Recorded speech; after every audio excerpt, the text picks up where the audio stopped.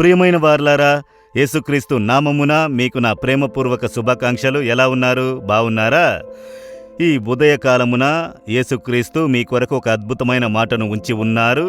అది ఏ మాటో తెలుసా? ప్రార్థించే ఒక అద్భుతమైన మాట. మీరు ఏదో ఒక కార్యములో చిక్కుకొని నాకొక విడుదల దొరుకునా, ఇది మారుతుందా అని ఆసక్తితో నిలబడి ఉండవచ్చు. ఒక సమస్య అది అలాగే మిమ్మల్ని బానిసలుగా చేసి ఒక చెరలో ఉంచినట్లుగా, ఒక చెరలో బంధించబడిన పరిస్థితి, అదేమనగా బయటకు చెప్పకపోయినాను ఉన్న పరిస్థితి అలాగే ఉన్నది అని మీ హృదయంలో ఒక కలత చెంది ఉండవచ్చు. ఎప్పుడు ఇందులో నుండి విడుదల కలుగుతుందని పరితపించుచూ ఉండవచ్చు. ఒక అద్భుతమైన ప్రార్థన వేదంలో వ్రాయబడి ఉన్నది. దేవుని పిల్లలు ప్రార్థించిన ప్రార్థన వేదంలో చెప్పబడి ఉన్నది. 126వ కీర్తన 4వ వచనములో, దక్షిణ దేశంలో ప్రవాహములు పారునట్లుగా యెహోవా చెరపట్టబడిన మా వారిని రప్పించుము. చెరలో దేవుని బిడ్డలు ప్రార్థించిన ఒక అద్భుతమైన ప్రార్థన. మేము ఈ చెరలో బానిసలుగా పరితపించుచున్నాము, మా చెరను తిప్పివేయుము, ప్రవాహమును తిప్పివేసినట్లు మా చెరను తిప్పివేయుము అని ఒక ప్రార్థన. మీరు ప్రార్థించవలసిన ఒక అద్భుతమైన ప్రార్థన వేదంలో వ్రాయబడి ఉన్నది. నేను కూడా అనేకసార్లు ఈ ప్రార్థన చేసి ఉన్నాను. దేవా, ఈ చెరను మీరు మార్చండి అను విధముగా. ఆత్మీయ జీవితంలో కొన్ని చెరలు ఏర్పడును, శరీరంలో కొన్ని చెరలు ఏర్పడును, లోక జీవితంలో కొన్ని చెరలు ఏర్పడును.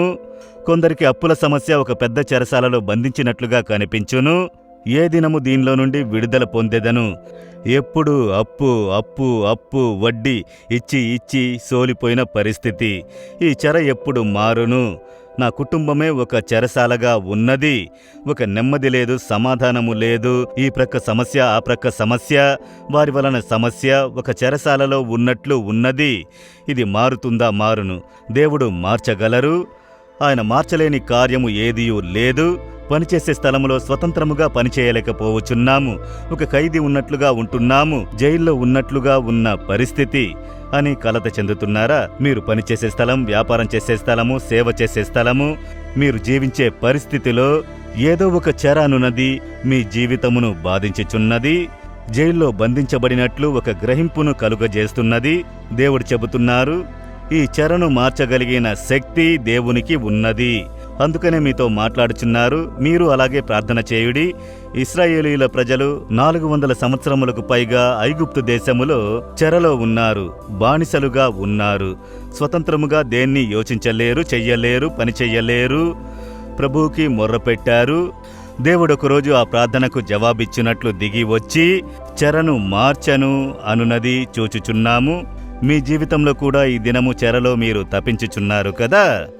దాన్ని మార్చు సమయము వచ్చినది. అన్నిటికీ ఒక కాలము ఉన్నది. ఆ కాలము ముగిసినప్పుడు దేవుని శక్తి బయలుపరచబడును. మీ ప్రార్థన పరిపూర్ణమైనప్పుడు దేవుని అద్భుత శక్తి బయలుపరచబడును. అందుకొరకు దేవుడు కనిపెట్టుకుని ఉన్నారు. దేవా, దక్షిణ దేశముల ప్రవాహపు జలములు త్రిప్పివేయునట్లు మా చెరను త్రిప్పివేయుము. మీరు ఈ దినము ప్రార్థించండి. ఈ దినమే మీ ఇంట్లో, మీ జీవితంలో మార్పు కలుగును. దేన్ని ఒక చెరగా అనుకుంటున్నారో అందులో ఒక మార్పును దేవుడు కలుగజేసి ఆనందింపజేయును. నా ఆత్మీయ జీవితములో నేను దాటి వచ్చిన మార్గములో అనేక చెరలు నా జీవితమును కమ్ముకుని వచ్చి చెరకార్యములను మార్చి ఆనందముతో నన్ను నడిపించినది నేను ఎరిగియున్నాను. కనుక నేను చెప్పుచున్నాను, ఈ దినం మీకు అద్భుతం జరగబోచున్నది. ప్రార్థించేదమా?